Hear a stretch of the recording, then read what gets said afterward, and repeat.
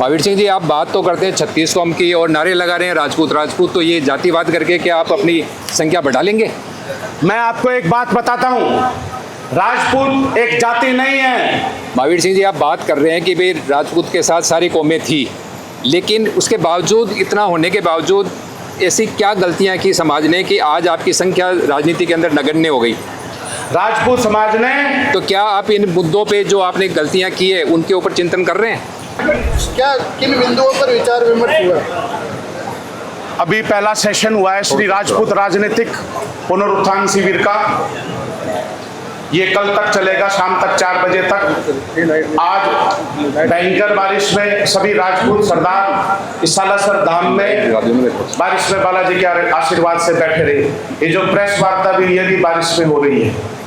पहला बिंदु जो राजनीतिक समाज में हम सब जातीय बंदियों ने ये तय करा है कि जो हमारी राजनीतिक कमियां हैं थोड़ी बहुत, वो हमने सूचीबद्ध कर ली हैं।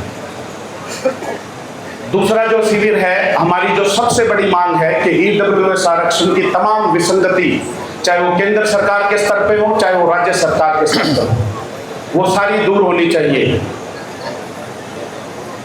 तीसरी, ईडब्ल्यूएस आरक्षण को पंचायती राज और शहरी निकाय चुनाव में इस आगामी चुनाव से पहले लागू कराना पड़ेगा। इसके लिए हम आज इकट्ठा हुए हैं। इसके बाद में एक हमारा सेशन चलेगा कि जो यूजीसी का कानून बना है उससे लड़ने के लिए राजपूत समाज सभी स्वर्ण समाज के भाइयों को, सभी एससी के भाइयों को, सभी ओबीसी के भाइयों को साथ में लेके इसका विरोध कैसे करेगा? क्योंकि इस बिल कानून से एससी के भाई भी ये महसूस करते हैं, ओबीसी के भाई भी ये महसूस करते हैं कि गांवों के अंदर सौहार्द खत्म हो रहा जाती है। इसलिए वो सब हमारे साथ हैं और वो इस बिल का, इस कानून का, इस काले कानून का हमारे साथ पुरजोर विरोध कर रहे हैं। उसकी भी हम रणनीति तय करेंगे। हम इस शिविर में ये जो सैकड़ों की संख्या में राजपूत समाज आपके सामने बैठा, ये तय करेगा, ये रणनीति बनाएगा। 34 विधानसभाओं के सामाजिक क्षेत्र में और राजनीतिक क्षेत्र में काम करने वाले सबसे कर्मठ समाज के बंधु हैं, वो ये तय करेंगे कि ईडब्ल्यूएस आरक्षण से हम कैसे लड़ाई करेंगे। वो ये तय करेंगे कि यूजीसी कानून का हम सर्व समाज को साथ में लेके कैसे विरोध करेंगे।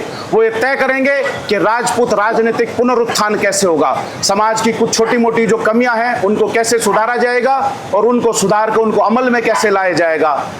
उन विषयों पर बात लेके हमारे राजनीतिक प्रतिनिधि यहाँ पर नगण्य हो गए 34 विधानसभा सीटों में। विगत 40 वर्षों से हमारा कोई सांसद नहीं है। वर्तमान में 7 जिलों के राजपूत यहाँ इकट्ठे हुए हैं। हमारा किसी भी राजनीतिक दल में कोई जिलाध्यक्ष नहीं है। हमारा कहीं पे भी कोई प्रधान, चेयरमैन हमारा यहाँ पे उपलब्ध नहीं है।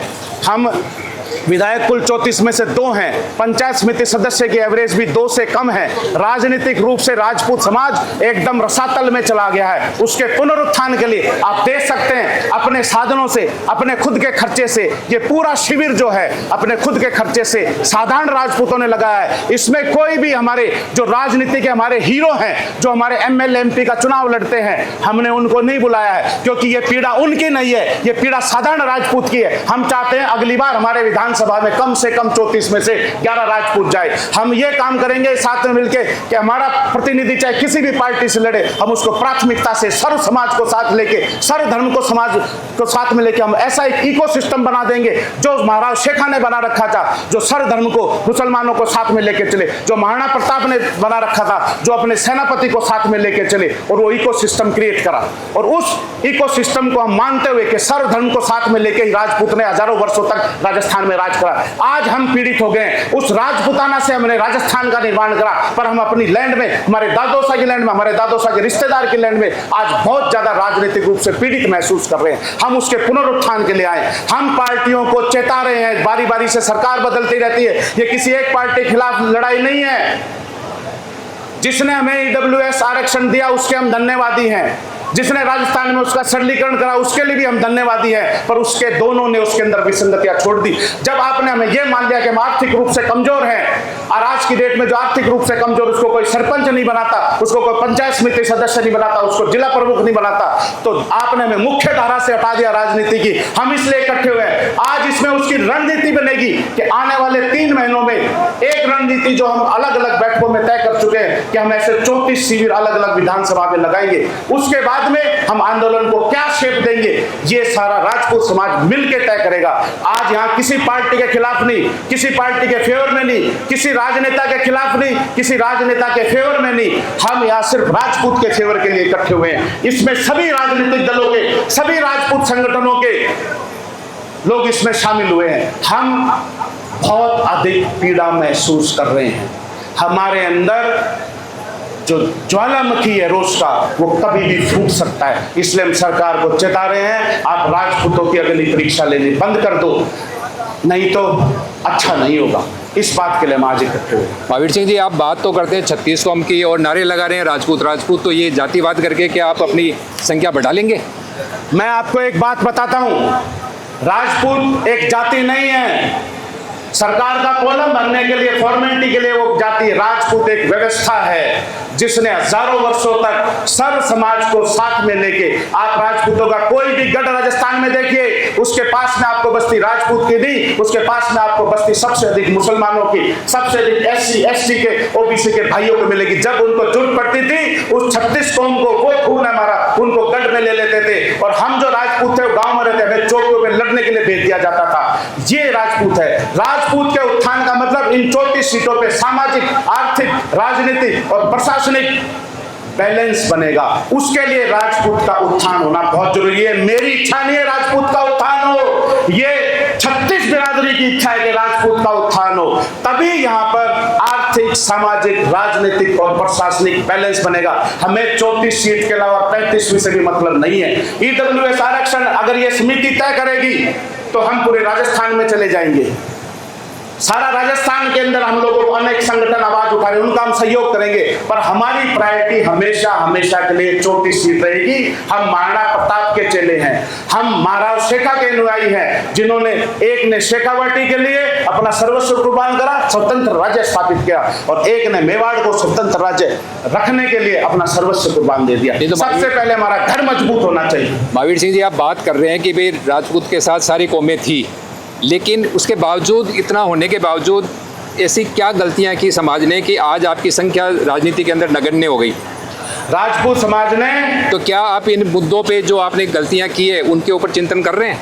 हम बिल्कुल चिंतन कर रहे हैं। राजपूत समाज ने कोई विशेष गलती नहीं करी है। राजपूत समाज जो लोकतांत्रिक हथियार है, क्योंकि हम फौजी कौम है, हम बोलते कम है, और जो कम बोलता है, हम वीर कौम थी, हम लड़ाई करती थी। हम क्योंकि बोलते नहीं है, इसलिए राजनीतिक दल हमें सुनते नहीं, इसलिए हमें टिकट नहीं मिलती है। मैं अपनी कौम के लोगों को तार्किक रूप से बोलना सिखाऊंगा इस शिविर के अंदर। ये हमारा एजेंडा है। सिर्फ यही एक कमी है कि हमें बोलना नहीं आता। हम आज से ये शपथ लेंगे कि हम अपने अधिकारों की बात रखेंगे, तभी राजनीतिक दल हमारी बात सुनेंगे। एक युवा विधायक जो अपनी मांगों को लेकर धरना करता है, प्रदर्शन करता है, उसे मजबूरन पेट्रोल छिड़कना पड़ता है। तो क्या मानते हैं सरकार में कि युवा विधायक जो आपकी जाति से आते हैं उनकी सुनवाई नहीं होती है, और आप ही के समाज से आने वाले बड़े नेता उनको नौटंकी बताते हैं?